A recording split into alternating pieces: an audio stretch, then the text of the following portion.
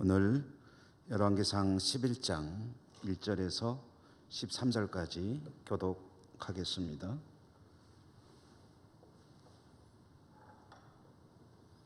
열왕기상 11장 1절에서 13절까지.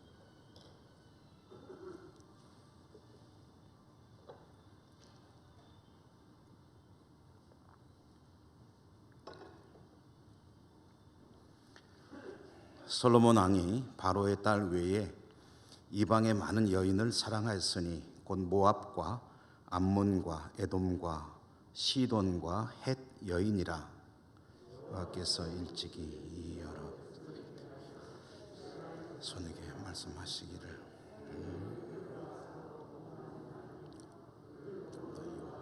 도망하게 하지 말라.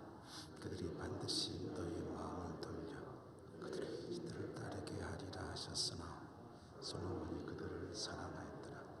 왕은 후궁이 700명이요 첩이 300명이라 그의 여인들이 왕의 마음을 돌아서게 하였더라.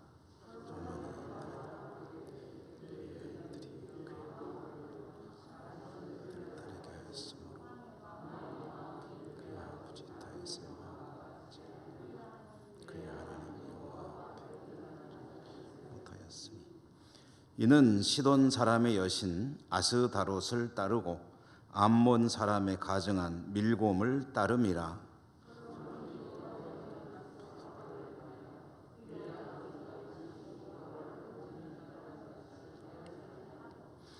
모압에 가증한 그모스를 위하여 예루살렘 앞산에 산당을 지었고 또 암몬 자손에 가증한 몰록을 위하여 그와 같이 하였으며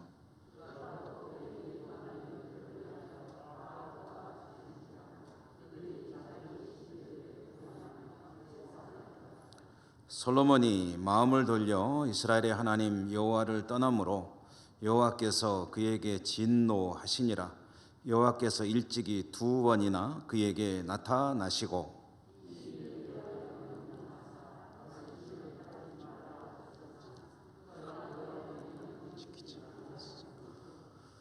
여호와께서 솔로몬에게 말씀하시되 내게 이러한 일이 있었고 또 네가 내 언약과 내가 네게 명령한 법도를 지키지 아니하였으니 내가 반드시 이 나라를 네게서 빼앗아 내 신하에게 주리라. 그러나 내 아버지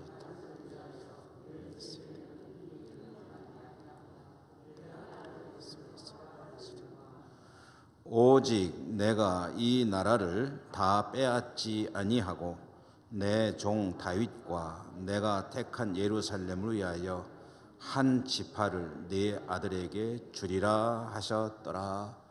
아멘.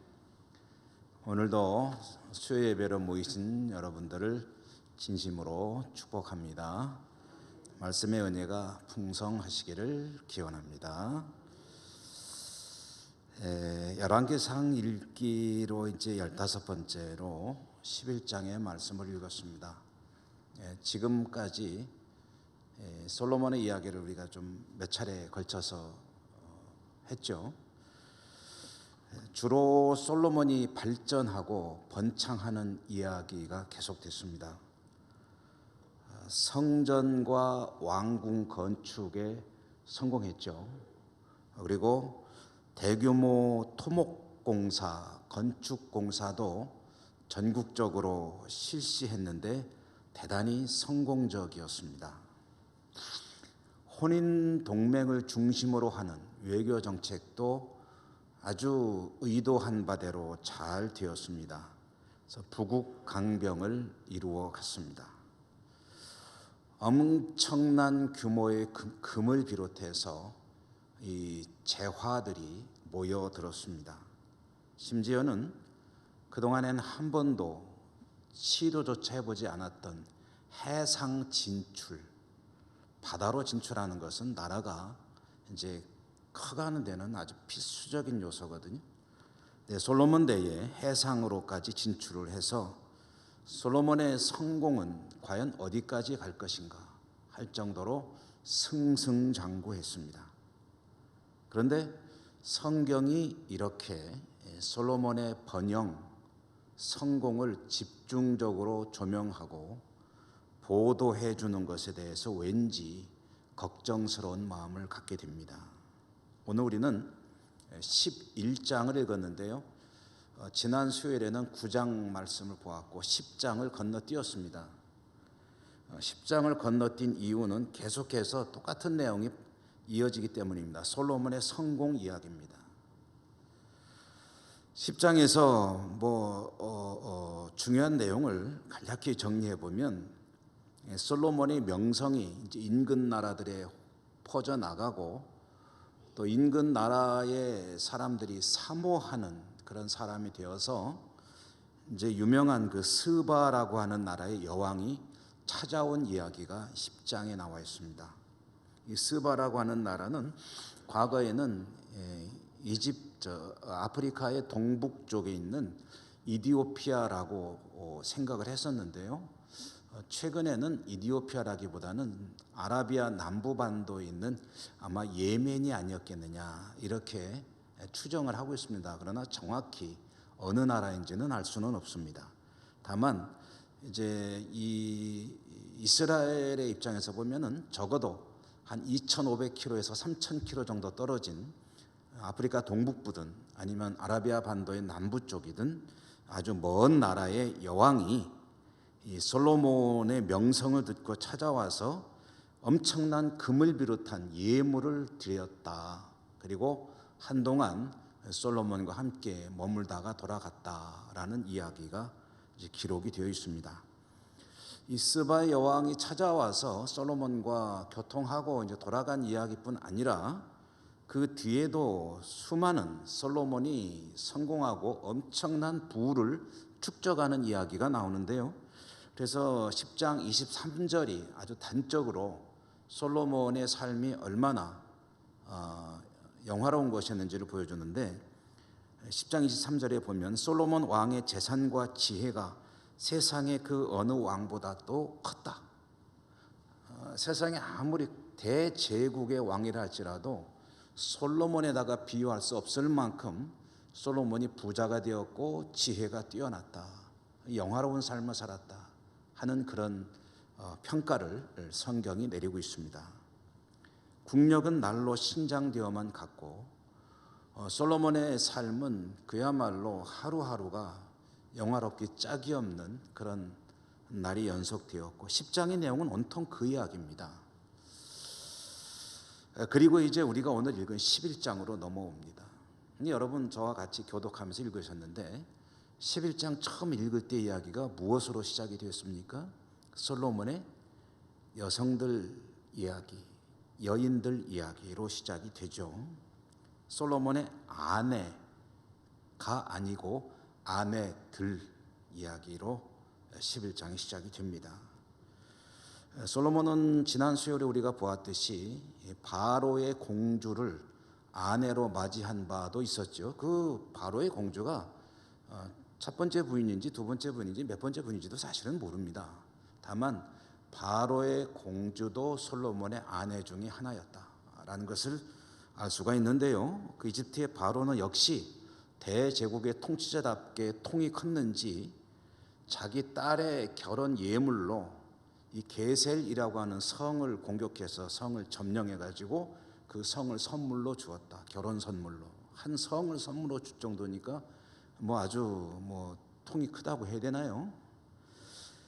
어쨌든 이렇게 솔로몬은 수많은 여성들을 아내로 맞이하는데 이집트의 공주 바로의 딸뿐 아니라 오늘 우리가 읽은 말씀에 보면은 수많은 나라들의 여인들이었는데 이 여인들이 그냥 보통 평범한 여성들이 아니고 대체로 그 나라의 어떤 왕가 공주들이거나 아니면 유력한 인물들의 집안 여성들이었을 것입니다.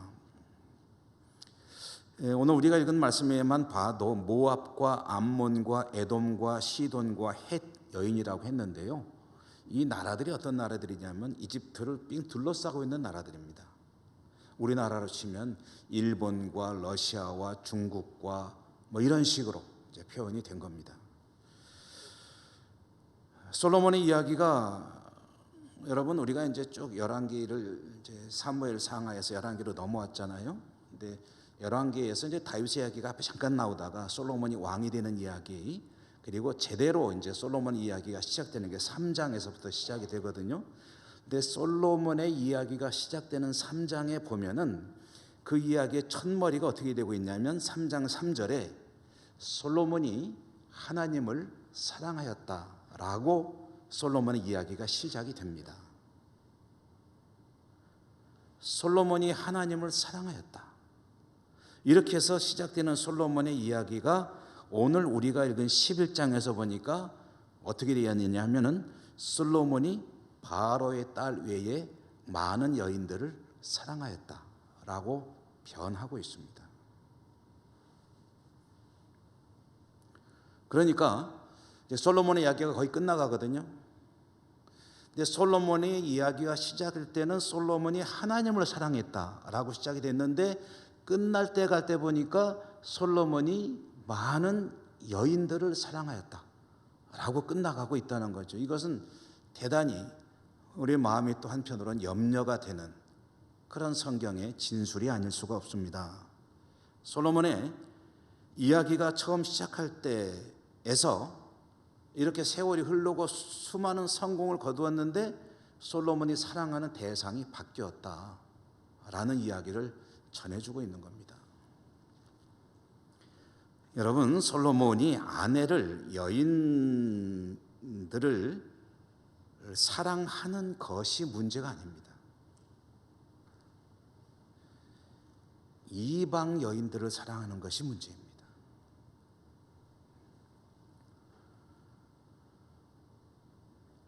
그리고 이방 여인들 할 때 무게는 여인들에 있는 게 아니라 이방에 있는 겁니다. 이방. 여러분, 사랑이 무엇입니까? 사랑에 대해서 인생을 오래 살아오셨기 때문에 대부분의 성도님들 여러 가지로 표현할 수 있겠죠. 사랑은 마음을 주는 일이다라고 할 수 있겠죠. 마음을 주는 것이 사랑이다.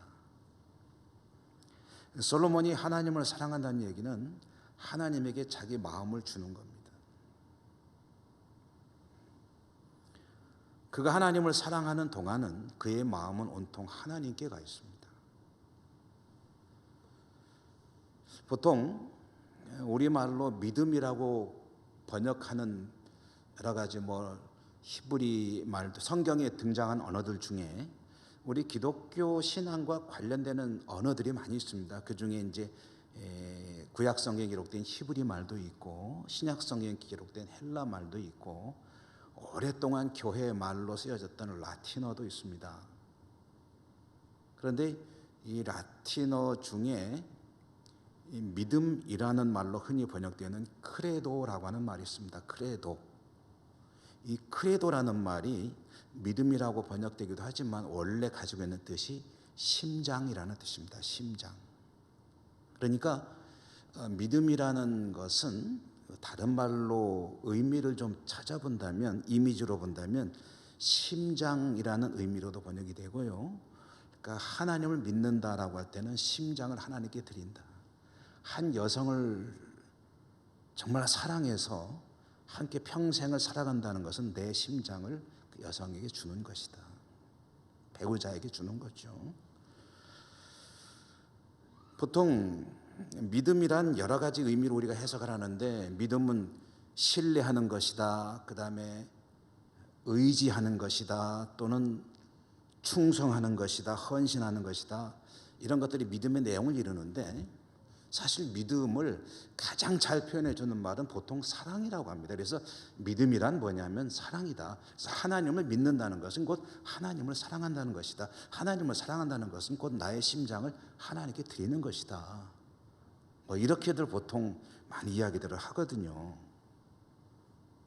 그러니까 솔로몬이 하나님을 사랑한다면 자기 마음이, 자기의 심장이, 자기의 생명이 하나님께 가 있는 것이라고 한다면, 솔로몬이 이방 여인들을, 수많은 여인들을 사랑한다면 그의 마음은 그 이방 여인들에게, 그의 심장은 이방 여인들에게 가 있는 것인데, 다만 여기서 솔로몬이 좀 전에 말씀드렸죠. 순수하게 한 남자로서 여자를 사랑하는 거라고 한다면 그의 마음이 그 대상인 여성에게 갈 수 있는 것, 그것은 사실은 문제가 아닙니다. 그것은 아무런 문제가 없습니다. 한 남성이 여성을 사랑하는 그 자체는 절대로 문제가 아닙니다.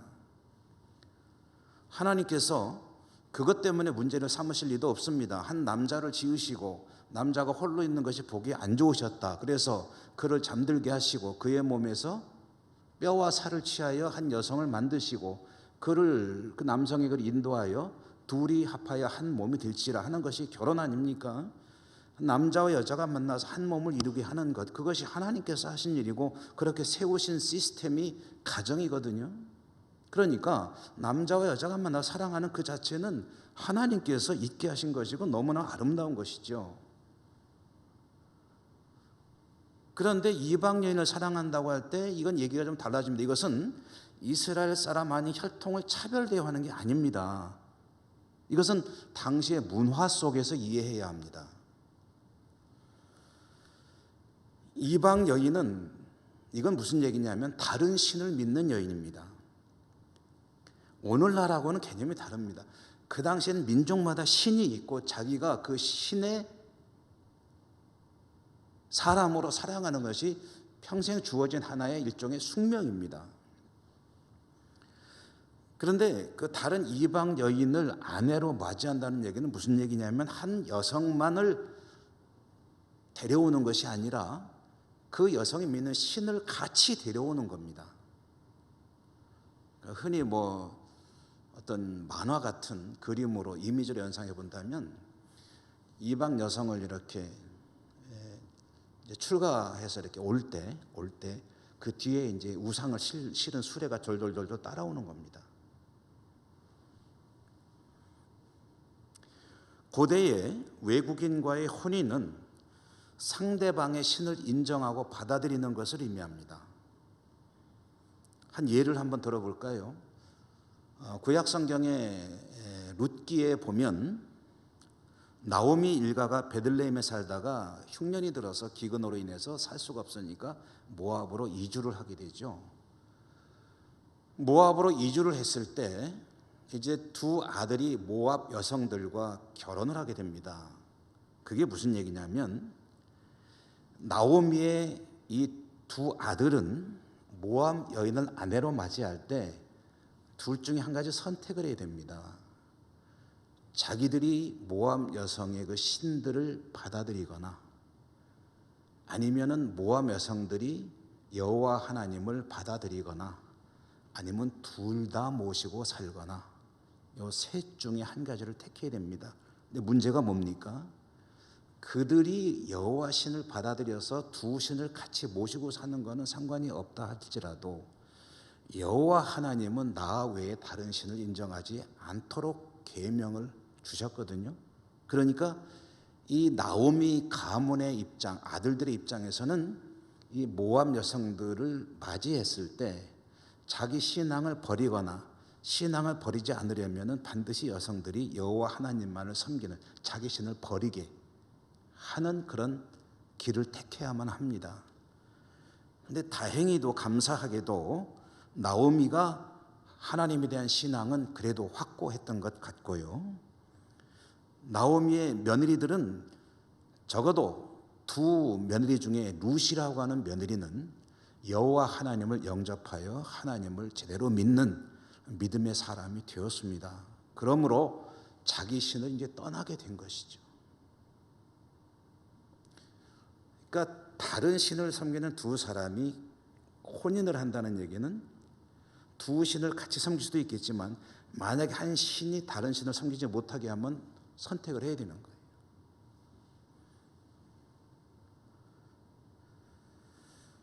오늘 말씀 2절에 그 사실들이 잘 드러나지 않았습니까? 하나님께서 말씀하시기를 만약에 이방인들과 통혼하게 되면, 혼인을 하게 되면 그들의 신들을 따라갈 가능성이 대단히 높기 때문에 아예 이방인과의 결혼을 하지 않도록 명령을 하신 겁니다. 그러니까 여기에는 어떤 하나님께서 이방인들을 사람으로 어떤 열등한 존재나 또는 배제시키는 대상으로 삼는 게 아니라 그들의 신들과 섞이는 그런 영적인 혼탁을 염려하시기 때문에 다른 이방 족속들과는 혼인하지 말라고 그런 것입니다. 그러니까 사실은 이 문제가 해결이 되면은 그건 문제가 없는 거예요. 이 신앙의 문제가 해결되면은 이방 신들과 혼인하는 것은 사실은 문제가 안 됩니다. 자, 솔로몬의 경우를 한번 보지요. 솔로몬의 이야기를 우리가 읽었는데 3절에 보면 솔로몬은 아내를 좀 많이 뒀죠. 둬도 상당히 많이 뒀습니다. 아내가 700명이고 아니야 몇 명이더라? 후궁이 700명이네요. 후궁은 정식 아내는 아니죠. 어쨌든 뭐 후궁이 700명이고 또 첩이 300명이고 어쨌든 아내가 1000명이 있다고 치십시다. 뭐 1000명. 우리나라 역사에도 의자왕, 삼천궁녀 뭐 이런 이야기 있는데 군주들은 절대 군주들은 뭐 수많은 여성들을 거느리고 살았죠. 1000명의 아내를 두었다는 것이 결코 좋은 일은 아니죠. 정상적인 삶이라고 할 수 있겠습니까? 말도 안 되죠. 수많은 여성들이 희생을 당하는 거죠. 그런데 그 문제는 잠시 접어두고 성경이 주목하는 정말 중요한 문제, 그것은 1000명의 아내를 두면서 솔로몬의 마음이 그들에게 가 있었는데 이것은 좀 많기는 하지만 한 남성으로서 여성을 사랑한다는 것에 그런 의미를 말하는 것이 아니라 그 여성들에게 온통 마음을 빼앗긴다는 이야기는 그 여성들의 신에게 마음을 주고 있었다는 이야기를 성경이 하는 겁니다.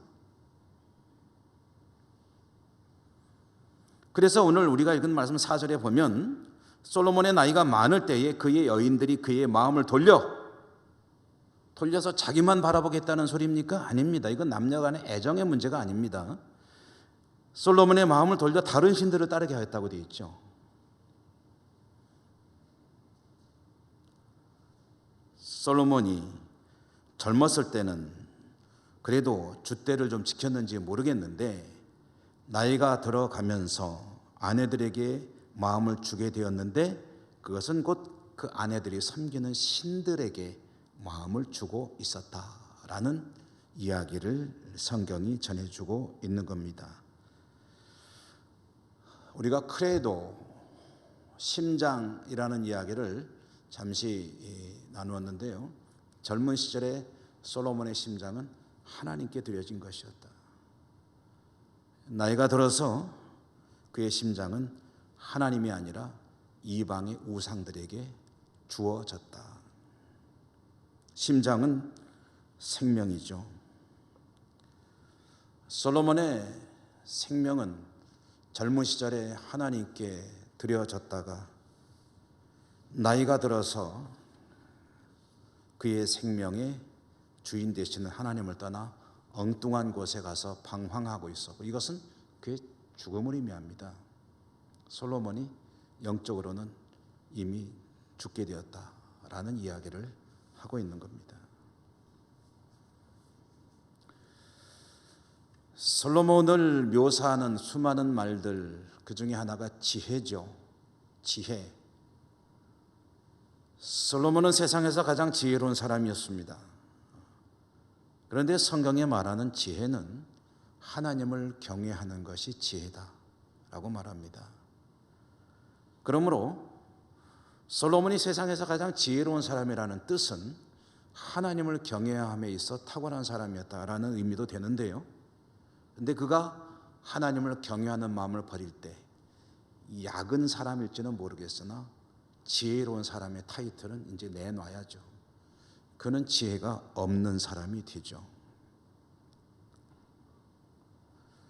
세상에서 아무리 머리가 좋아 꾀가 있고 정말 탁월하고 비상한 두뇌를 가진 사람이라 해도 하나님을 경외하는 그런 마음이 없으면 그것은 지혜로운 사람이라고는 할 수 없습니다. 참 지혜가 없기 때문이죠. 이어지는 5절 이하의 말씀은 솔로몬이 얼마나 이제 어떻게 우상들을 섬겼는가 하는 것들을 이제 성경이 고발하는 내용입니다. 보니까 솔로몬은 시돈의 여신 아스다롯을 따랐다. 이 시돈의 여신 아스다롯은 이 말하자면 그 주변에는 수많은 잡신들이 있거든요. 잡신들의 어머니와 같은 신입니다. 여성 신으로서 여왕신입니다. 여왕신. 이 아스다롯, 그리고 이제 암몬의 신 밀곰, 모압의 그모스, 수많은 잡신들을 섬겼고 예루살렘 성의 맞은편 감람산에다가 그 신들을 위한 신전을 하나하나 짓기 시작했습니다. 그렇게 하면서 이방 출신 여성들은 자기 원래 신들을 예루살렘에서도 섬길 수 있게 되었습니다. 여성들이 한 사람 한 사람 늘어나면서, 그래서 감람산의 신전이 하나하나 늘어가면서 감람산은 이방 신들을 위한 신전으로 가득 차게 되었습니다. 그래서 그 신을 만신전이라고 부르게 되었죠. 이어지는 말씀의 9절과 11절 우리가 아까 읽었습니다만은 9절과 10절, 그래서 이제 어떻게 되느냐, 9절, 10절, 11절만 한번 같이 여러분 읽어보실까요? 이런 이해를 가지고 읽으면 또 조금은 이제 하나님의 마음이 전해질 것입니다. 9절과 10절과 11절을 같이 쭉 읽어보겠습니다. 읽습니다. 솔로몬이 마음을 돌려 이스라엘의 하나님 여호와를 떠남으로 여호와께서 그에게 진노하시니라. 여호와께서 일찍이 2번이나 그에게 나타나시고 이 일에 대하여 명령하사 다른 신을 따르지 말라 하셨으나 그가 여호와의 명령을 지키지 않았으므로 여호와께서 솔로몬에게 말씀하시되 내게 이러한 일이 있었고 또 내가 내 언약과 내가 내게 명령한 법도를 지키지 아니하였으니 내가 반드시 이 나라를 내게서 빼앗아 내 신하에게 주리라. 아멘. 하나님께서 이제 솔로몬에게 어떻게 할 것인지를 결정을 하신 거예요. 여기 하나님께서 2번이나 그에게 나타나셨다라고 했는데 이게 무슨 얘기냐면, 제가 수요일 날 말씀 때 굉장히 여러 차례 강조했던 내용 중에 하나인데요. 솔로몬이 하나님께 성전을 완공하고 봉헌 기도를 드릴 때 제일 먼저 했던 이야기가 뭐냐면 다윗 언약 이야기였습니다. 그러니까 다윗 자기 아버지에게 하나님께 주신 약속인데, 내가 내 후손들에게 이제 말하면 복을 주시겠다는 거죠. 어떤 복이냐면은 그 왕위가 영원토록 하리라, 견고하게 지켜주리라. 근데 왕위가 영원토록 하리라 하는데 그 조건이 하나 있습니다. 뭐냐면 내 자손들이 너와 같이 나에게 신실하다면, 그게 다윗 언약입니다.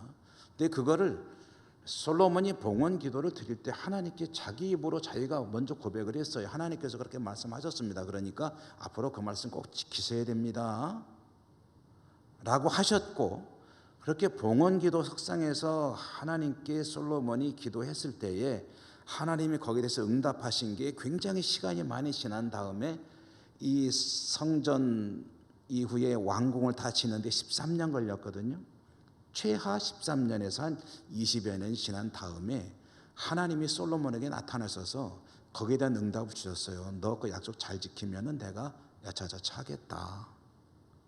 지금 2번 나타나셨다는 얘기는 그 얘기입니다.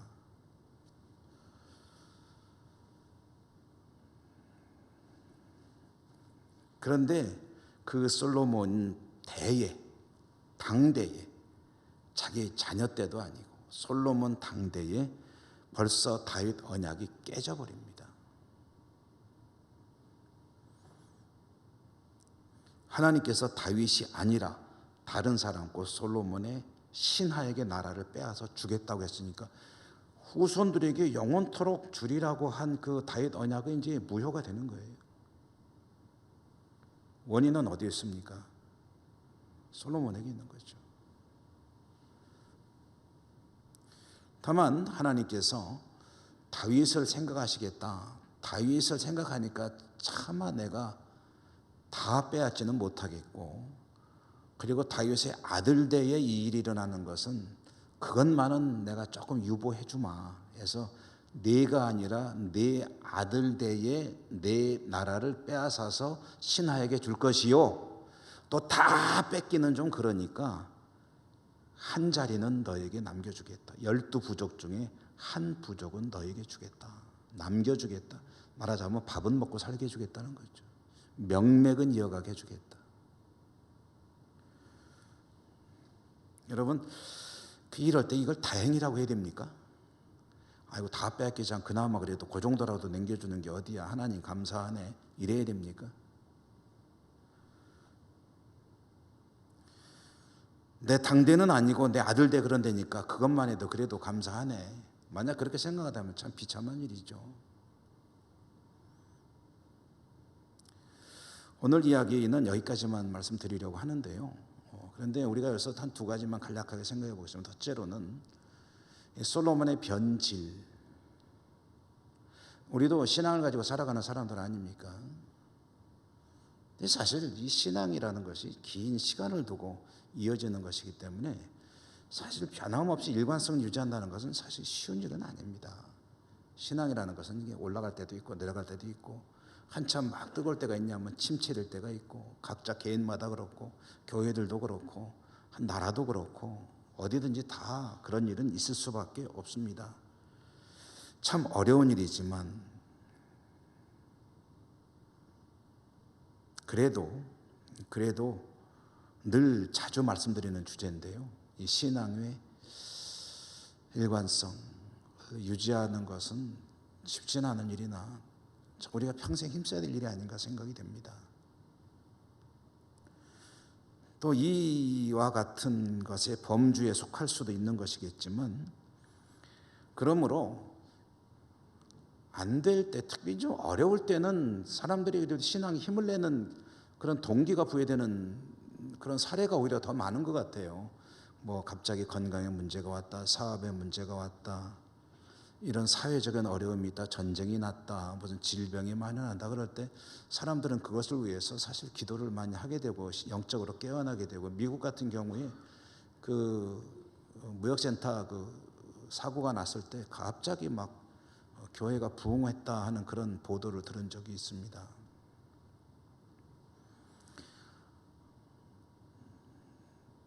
어려운 일이 있을 때는 오히려 신앙적으로 좀 하나의 계기가 되는데 오늘 솔로몬도 보면은 잘 됐거든요.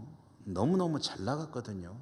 형통하고 아무런 거리낌이 없이 모든 것이 잘 되어만 나갈 때, 형통하고 번성할 때, 내 뜻이 잘 이루어지고 있을 때 그럴수록 스스로를 잘 점검해야 한다라는 그런 신앙적인 또 하나의 과제를 오늘 솔로몬이 우리에게 던져주고 있습니다. 욥 같은 사람의 사례를 보면 욥이 하나님께서 정말 보기만 해도 기분이 좋으신 자랑스러운 의인이었죠. 그래서 날마다 하나님께 제사를 드리는데 그가 제사를 드리는 제목 중에 하나가 이런 게 있었습니다. 자녀들이 많이 있는데 그 자녀들이 혹시라도 자기도 모르는 사이에 부지 중에 죄를 지었을지도 모르니까 그것을 위해서도 하나님께 날마다 번제를 드렸다. 이게 요새 말로 하면 뭡니까? 아버지가 어머니가 부모가 자식들이 신앙생활을 참 잘해야 되는데 안 되니까 그걸 놓고 하나님께 날마다 기도를 드렸다.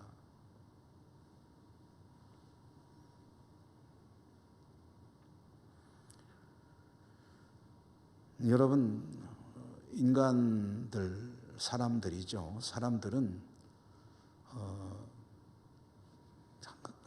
항상 가지고 살아갈 수밖에 없는 그 죄의 본성을 간직하고 있습니다. 근데 이게 뭐냐면은 하나님을 나도 모르게 하나님을 믿지 않게 하는 그런 작용을 우리 내면에서 끊임없이 하는 그런 악의 뿌리입니다. 죄의 뿌리죠. 그러므로 사람은 자기를 믿으면 안 됩니다. 자신을 믿으면 안 돼요. 그 자신을 높이 평가하기보다는 낮게 평가하는 그 습관을 가지는 것이 좋습니다. 그게 뭐냐면 겸손입니다. 항상 자신을 돌아보고 깨어 있으라 하는 주님의 말씀은 그런 의미에서 이해하는 것이 좋습니다. 나 정도면 됐지 하는 것을, 그런 생각이 들 때 그게 사탄의 속삭임이라는 것을 알아야 됩니다. 항상 하나님 앞에 부족한 존재예요. 그렇다고 해서 너무 이렇게 짓눌려 지내는다, 그런 의미는 아닙니다. 자신의 의를 내세기보다는 나는 주님의 은혜로 살아가는 존재다라는 것을 기억하고, 항상 사도 바울의 표현을 따른다면 항상 기뻐하고 늘 기도하고 늘 감사하고 성령의 음성을 소멸하지 말고, 죄는 악은 어쨌든 멀리하려고 애쓰고, 스스로를 날마다 경계하는 삶을 살아가지 않으면 나도 모르는 사이에 가까워지게 되어 있다. 늘 믿음 안에 승리하는 여러분의 삶이 되시기를 주님 이름으로 축원합니다. 은혜로우신 하나님 감사합니다. 오늘도 솔로몬 이야기를 통해서 하나님 들려주시는 이야기를 들었습니다. 우리 안에 경각심과 겸손함으로 하나님께서 무장시켜 주시고 인도하여 주시고, 주님 말씀에 따라서 항상 깨어 있어 기도하고 하나님과 화목하게 지내는 우리의 삶이 될 수 있도록 인도하시고 축복해 주옵소서. 예수님 이름으로 감사하고 기도드립니다. 아멘. 380